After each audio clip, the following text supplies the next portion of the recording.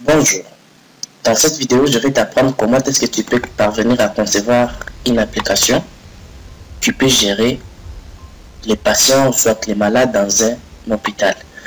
Alors si tu n'es pas encore abonné, abonne-toi sur cette chaîne et active la cloche de notification pour ne pas rater nos vidéos parce que je publie de nouvelles vidéos chaque semaine.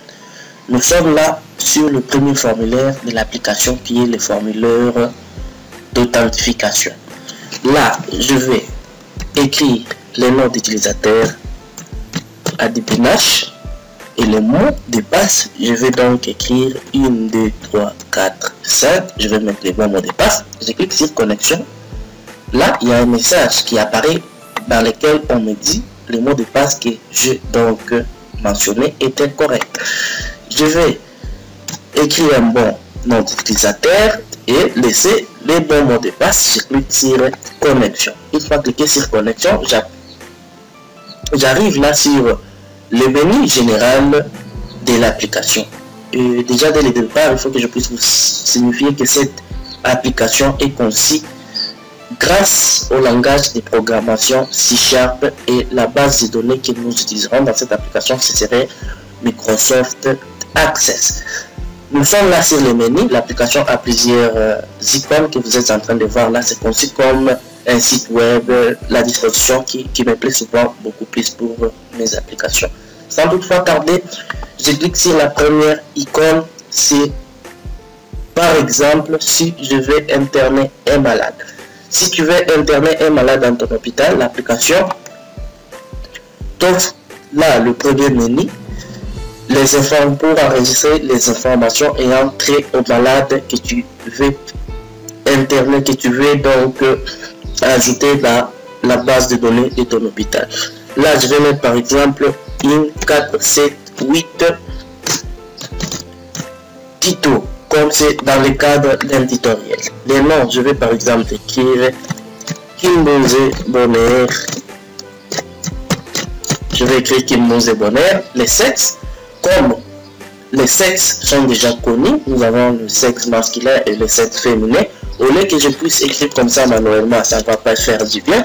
C'est juste une perte de temps, comme l'informatique nous aide à réduire la perte de temps. Je vais juste venir là, je vais prendre le sexe masculin. Le nom de son épouse, je vais par exemple écrire Esther. Le numéro du téléphone, je vais écrire 0 plus 243, c'est un numéro du Congo Kinshasa, plus 243 9 94 64 17 28. L'adresse, il reste au quartier Ri 12. Et puis j'enregistre les informations, on va voir ce que ça va donner. On nous dit là que les informations du malade ont été enregistrées avec succès. Je clique sur OK. La première tâche que nous pouvons effectuer avec cette application, l'application vous offre c'est cette fonctionnalité là pour enregistrer aussi les informations du rapport du diagnostic. Comme nous étions en train là d'enregistrer les informations de Kimbose Bonheur, nous pouvons toujours revenir sur ces mêmes informations là pour écrire Kimbose Bonheur. Kimbose Bonheur. Les sexes, nous avons dit que c'était masculin. Les diagnostics là, c'est après avoir posé plusieurs fois des questions aux malades pour qu'ils vous disent ce qu'ils ressentent, ce qui lui dérange. Le médecin qui est devant le poste de l'application trouve que le malade souffre de la malaria, comme nous sommes en Afrique, et les maladies symptômes, nous avons là la toux, la fièvre, la diarrhée, les palpitations et autres. Je vais prendre donc les palpitations par exemple, les médicaments qui sont disponibles. Je vais donc voir là par exemple lui donner des paracétamol, l'adresse. Je vais toujours maintenir son adresse d'origine qui est du quartier Kraïzine, Ri 12, et puis j'enregistre les informations. Le diagnostic a été établi avec succès. C'est là le message que l'application me donne, et puis j'enregistre ces informations là. Je vais donc cliquer pour actualiser cette formulaire là, allez-y donc remarquer que c'est les informations que nous avons enregistrées pour notre cher ami Kimbose sont déjà stockées dans la base de données et nous pouvons les visualiser grâce au Data Grid View. Si nous voyons que l'état du malade n'est pas stable et nous voulons l'interner, vous voulez l'interner dans votre hôpital, l'application vous donne encore cette fonctionnalité là pour interner vos malades. Là, le numéro de la salle, je peux par exemple donner 85 20, toujours dans le cadre du tutoriel, les noms du malade que nous voulons interner. Gardons toujours Kimbose Bonheur, ou soit je peux sélectionner notre malade, ou soit on garde toujours Kimbose Bonheur, je ne vais pas perdre le temps. Kimbose Bonheur, la salle, je vais l'envoyer dans quelle salle? Si il y a plusieurs salles que l'application vous offre, il y a là le côté pédiatrie, chirurgie, gynécologie et autres. On peut prendre par exemple les services gynécologiques. Le nombre de lits qui sont là-bas, nous en avons 6.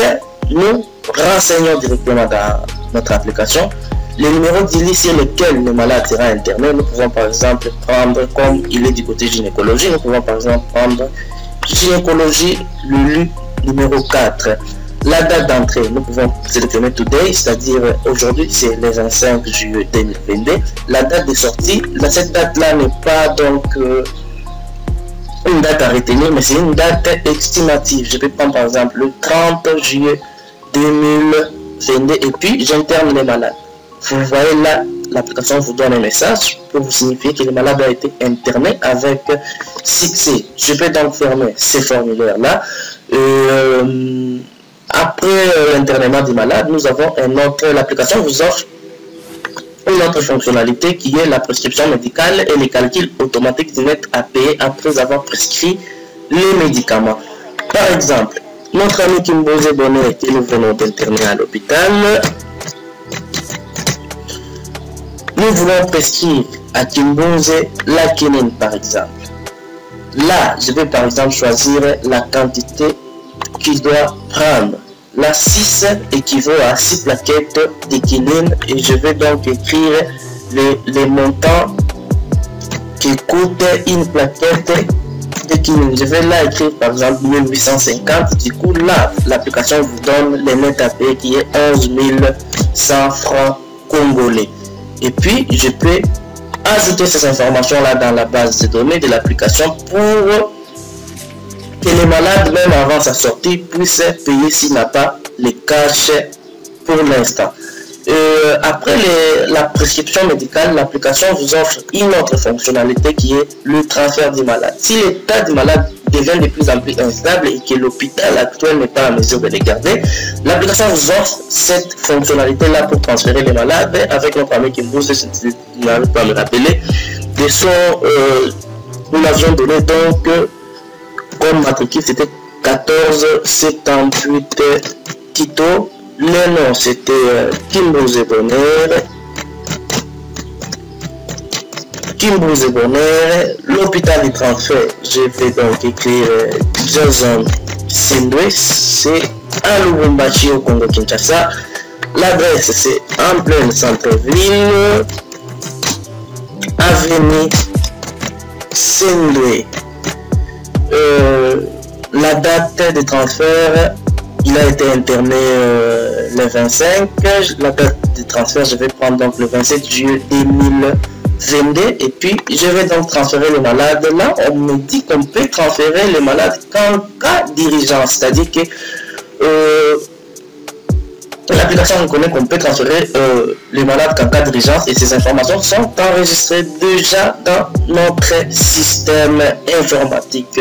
Et là, nous avons la liste des malades, c'est-à-dire que la liste de tous les malades qui sont déjà enregistrés, soit qui sont internés ici à l'hôpital, et on peut effectuer les recherches, soit par les noms, soit par les numéros matricules. Par exemple, là, nous avons enregistré, nous venons d'interner notre ami Kimbose Bonnet. Nous pouvons les chercher une fois et juste cliquer sur KI. Vous voyez donc que le système vous montre que notre ami Kimouze Bonheur a été donc interné dans notre hôpital. Il est reconnu dans les systèmes. On peut soit chercher par numéro matricule. Je vais par exemple chercher le 8556 là.